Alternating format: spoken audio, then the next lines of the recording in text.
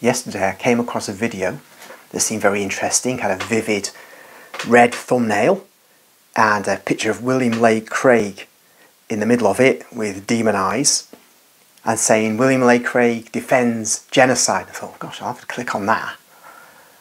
And it's by somebody called Jake Brancatella, if I say his name correctly, known as the Muslim Metaphysician. So I know of him, but I thought this would be interesting to see what he's got to say about this. And so I thought that'll be the end of it. But as Jake went on, I thought there's something I could comment on here myself. So this video is basically commenting on Jake Brancatella, commenting on William Lane Craig, commenting on gods of the Bible, etc. And I'd say at the outset, by the way, because I did see a short, I think it was a video, or was it a community post by Jake a couple of weeks ago where he said that he's suffering from multiple sclerosis.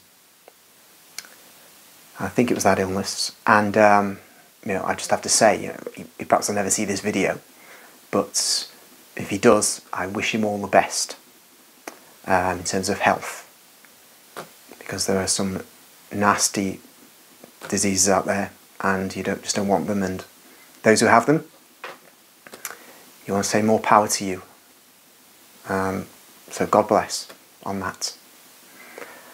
So now to the video itself. Today I'm going to be speaking about William Lane Craig, who is a Christian scholar who you saw or must have seen in the recent debate with Brother Muhammad Hijab. I made several videos commenting on that, and that was more from a theological context regarding the doctrine of the Trinity. But in today's video, I will be revealing not something just merely heretical like Craig's view on the doctrine of the Trinity from a Christian perspective, but the vile and disgusting moral nature of William Lane Craig, that he supports genocide. He supports two genocides, and one probably because it's based on his faith. So he supports biblical genocide, which can be found in the Bible, which I discussed in the Patrick Bet-David debate, as well as he supports the ongoing genocide that is happening in Palestine today. But just in case you doubt me, let's take a look. People in the West, Kevin, find it impossible to think that a major world religion would actually sanction violence toward unbelievers as a means of propagating that religion. People in the West think surely all of these great religions believe basically the same thing, and they all hold to the same values that we do. And so you have all this nonsense by our political leaders about how Islam means peace and how Islam is a peaceful religion. And then they blame the terrorism and the violence on other factors, like, for example, colonialism. We see this perfectly today with the invasion of Israel by Hamas and the hideous atrocities that were committed against innocent civilian men, women, and children. Rather than attribute this to jihadist principles of Islam, Israel is to blame. It's Israel's fault that Hamas came in and murdered these people. And what Westerners need to understand is that the mentality of Islam is completely different from that of Christianity. Now, in this segment, Jake was playing William Lane Craig, talking about how Islam is the only religion which propagates by violence, or proposes propagating by violence. And Jake's not happy with that. Now, it's true to say that Jesus never suggested you go and convert people at the point of a sword. You don't offer any special inducements, no pressures.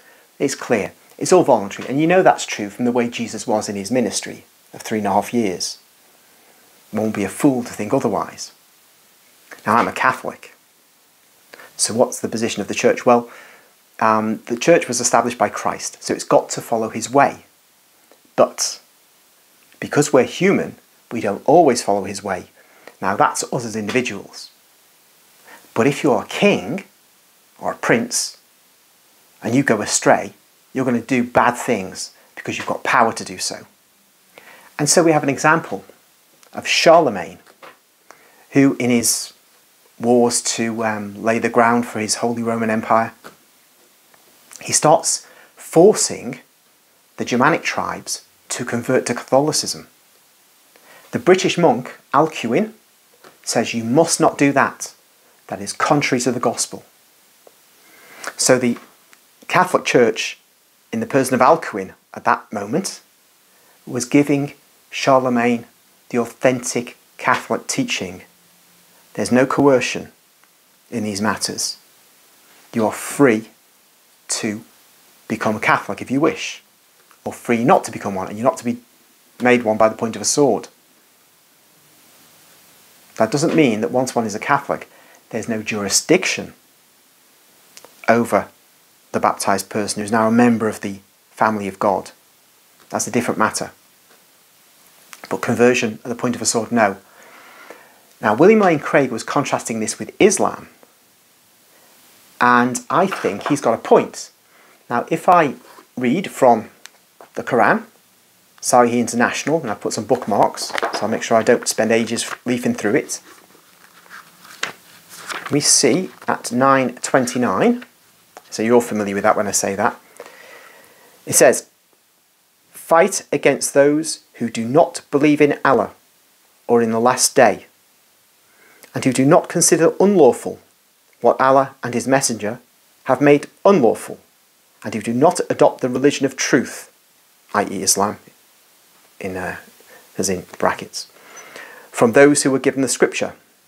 Fight until they give the jizya, willingly, while they are humbled." So here we have a situation in which the Muslims are called to fight against another group of people. The reason for fighting, is it that because the Muslims are being attacked? No, it's because these other people don't believe in Allah. Now, fight is not like get the boxing gloves on. It's do whatever it takes to deal with the problem, which will be killing, of course. You don't go out to fight with feather dusters. You go out to fight with swords. So you will kill these people who do not believe in Allah, unless one of two things happens. They convert to Islam, or they pay a special tax. I call it kind of Islamic protection money, a kind of mafia type thing. But you Muslims wouldn't call it that. But in practice, you're getting the same service that the mafia offers you. So you say, all right, I'll become a Muslim. Okay, you're fine. You're in the family. You don't have to pay the tax then. Or you say, no, I'm going to stay as a Christian or a Jew. Okay, pay the tax. All right, you pay the tax. The killing ends, problem solved. But what if you decide not to convert and you refuse to pay any tax? You say, I'm not paying you anything. I am what I am and that's it. Then you die. Now, in this video of Jake's, he does eventually say that there's no warrant for genocide in the Quran, but here is a warrant for genocide. Because there's no point at which the killing would stop, save for conversion to Islam or paying the tax. And there's no certainty that a human being will ever do that. Therefore, a people group could be wiped out.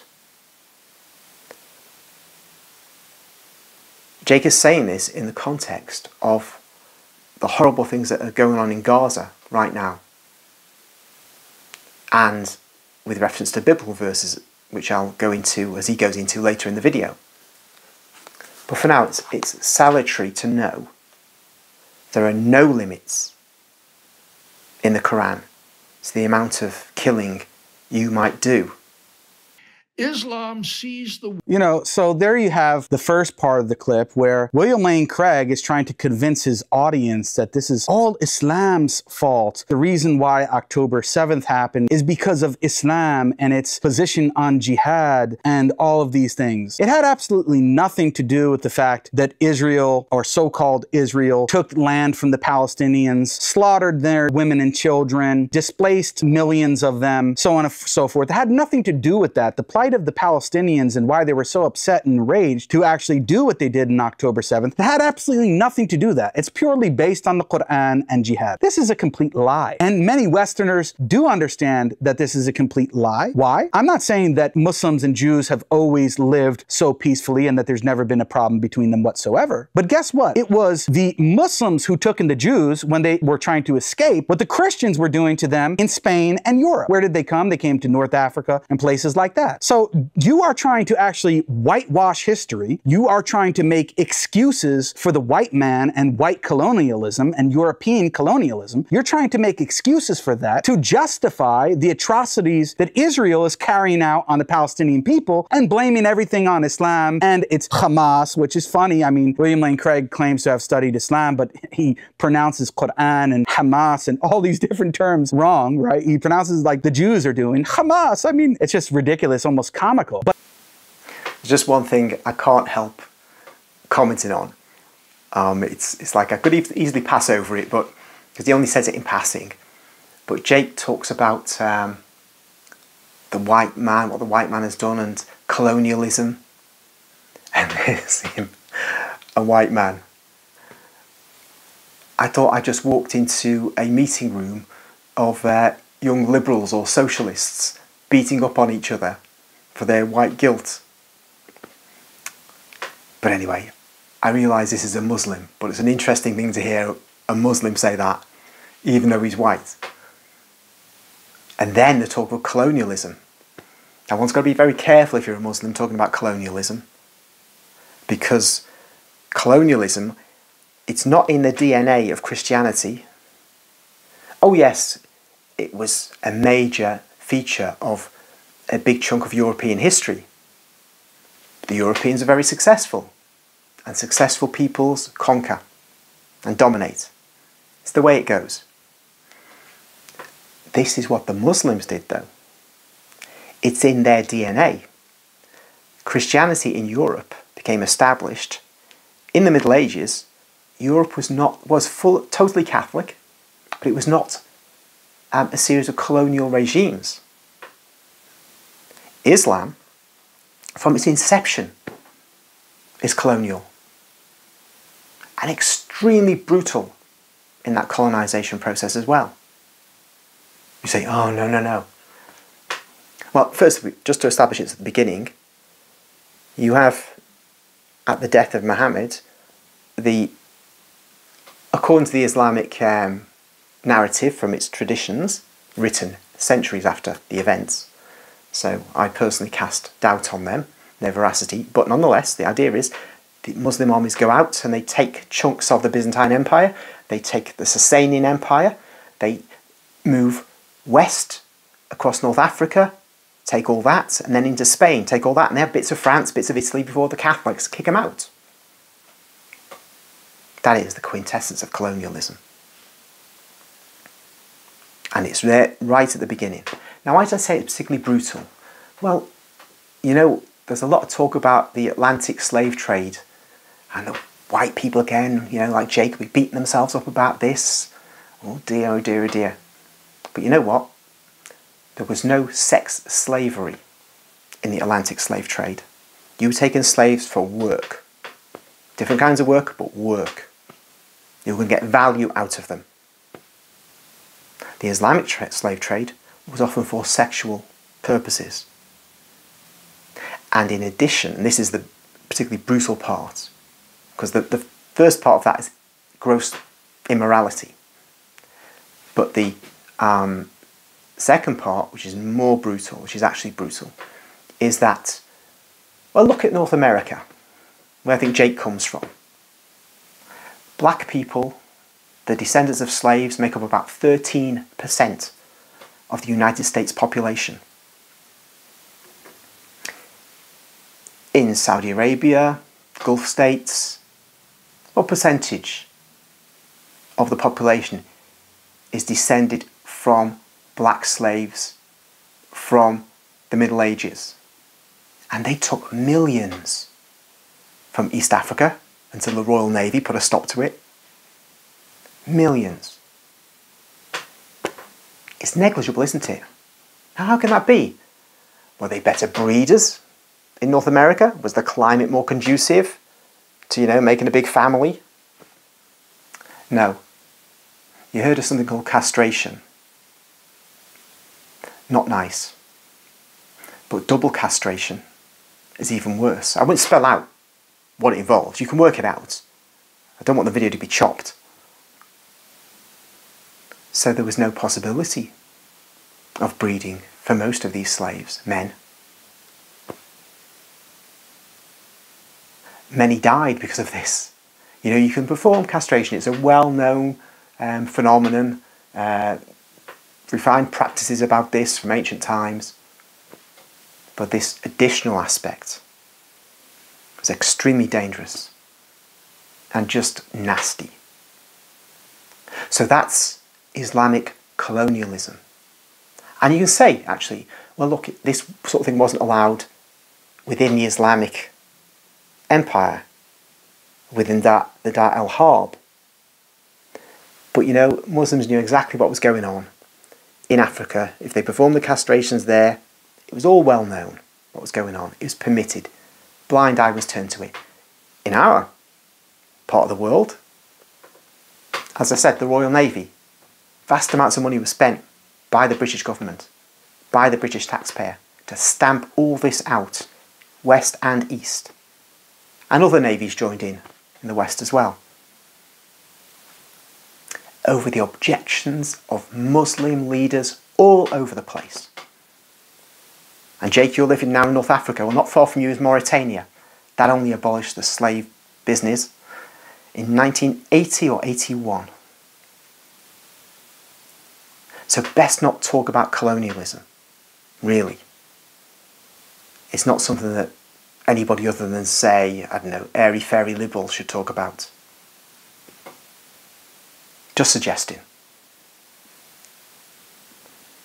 But again, he's trying to stress this, that it's all Islam's fault. It's all the Palestinian people's fault. It has nothing to do with Israel or what they're doing or their religion or what Judaism teaches. It has absolutely nothing to do with that, does it? So this is the lie being put forward by such an esteemed scholar like William Lane Craig. But what you'll see in the second half of the video, we shouldn't be surprised by this, because it's not just him trying to defend Israel and bowing down to Israel and, attacking the Palestinians and Islam. He does this in defending biblical genocide that's in the Old Testament. And we'll see that it's not just my interpretation of Craig, but other modern Christians criticizing Craig for the same thing. And he's crying about how on October 7th, Hamas killed so many innocent women, children, and et cetera, et cetera. And, we don't support the killing of innocent women and children. So I'm not defending that in any way, shape, or form. That's not the point. But the point is the objective hypocrisy of somebody like William Lane Craig, who's saying that, but then he'll go on and defend God actually commanding that in the Bible. So you're an utter hypocrite, Mr. William Lane Craig, but we'll see that a little bit further here. Jake is naturally indignant about what's been going on in Gaza. I've done a few videos myself about this. My take on it is Hamas is wicked, Hezbollah is wicked, but also that the IDF is thoroughly wicked and bears more responsibility because of its position. It's in possession of the territories. It is part of a highly organised, developed state. And so what it does is qualitatively worse in principle than what Hezbollah or Hamas does. So a plague on all their houses is my approach. But that doesn't mean one doesn't acknowledge that there are real political issues which don't boil down, as William Lane Craig I would almost say childishly said, and so many Protestants are in this childish way of thinking, that it's a fight between Islam and the Jews, and it's been going on for thousands of years, or a long, long time anyway. It goes back to Ishmael and Isaac and all this. This masks what is, I would not say with Jay, a colonial project in the standard way. Yes, my country colonised various parts of the world, often to their benefit. But that's not the point. The colonisation of Palestine is of a different kind. It's for ethnic reasons, for ethno-religious reasons, but not really religious reasons, because the Zionists weren't religious, were they? But they would use anything like religion to justify their claim. No, it's mostly ethnic. A Jewish homeland for Jewish people. A land without a people for a people without a land. That kind of mythological phrase, that false phrase. And therein lies the fundamental wrong from which all other evils have sprung. So William Lane Craig is totally out of order, speaking the way he does, as if you lay this at the feet of the Quran and the jihadis. In fact, one could say, look, the jihadis and the Muslim forces politically have grown because we, in Britain, the United States, European countries, stamped on Arab nationalism. In fact, Israel defeated Nasser, brought about the end of Nasser, and the idea of Arab nationalism in Egypt was severely damaged, and then you get us destroying Arab nationalism in Iraq and in Libya, and trying to do so in Syria. But thank heaven we failed. I know Jake might feel differently about that. Doesn't want Alawites running the place and wanted his Sunni mates to take over, but I've got reasons to disagree with that. But you see, there's a lot of realpolitik that went on, and we don't talk about this through a religious lens if we want to be serious about it. So I'm with Jake on that. But I have to say, please don't call it a colonial project. It's a unique kind of project. Without Britain, without the Ottoman Empire, in fact, without Britain, the Ottoman Empire, without France, there'd be no Israel, above all without the United States and Britain before it. But that's facilitating this special project. And I won't talk too much about that because, one's got to be aware of the censor. And one doesn't want to run too shy of that. I'd say, though, that noting Jake's indignation, say, for example, and this seems to be a righteous thing, the Muslims are righteously indignant about the cruelties that Israel is visiting upon these poor, innocent Gazan people. Now, there are guilty Gazan people, there's guilty people everywhere, but we know that when you're having mass murder, there are going to be a lot of innocent people. And I have the impression that a lot of those innocent deaths could have been avoided, to say the least. But would these Muslims in England and other parts of the world be so indignant if tomorrow there was a news flash and a representative of Gazan people said, look, we're sorry, we really didn't realise, you misunderstood, we're not Muslims at all. We're Buddhists. Would the Muslims be marching then? I don't think so. They'd lose interest.